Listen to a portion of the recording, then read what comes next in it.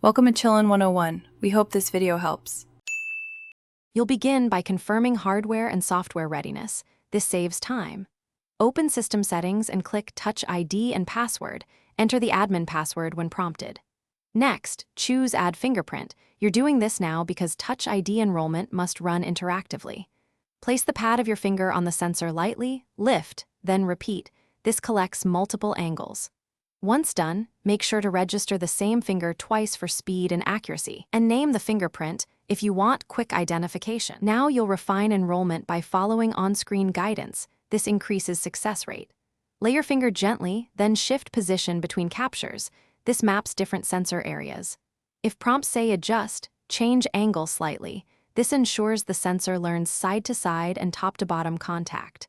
Once one fingerprint completes, add a second if you use the other hand or want redundancy.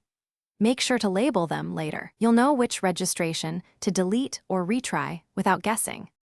Finish by enabling the exact features you want: Mac Unlock, App Store, Apple Pay, and Password Autofill. Test each one, lock the Mac, then unlock with the registered finger. Authorize a small purchase to confirm Apple Pay works.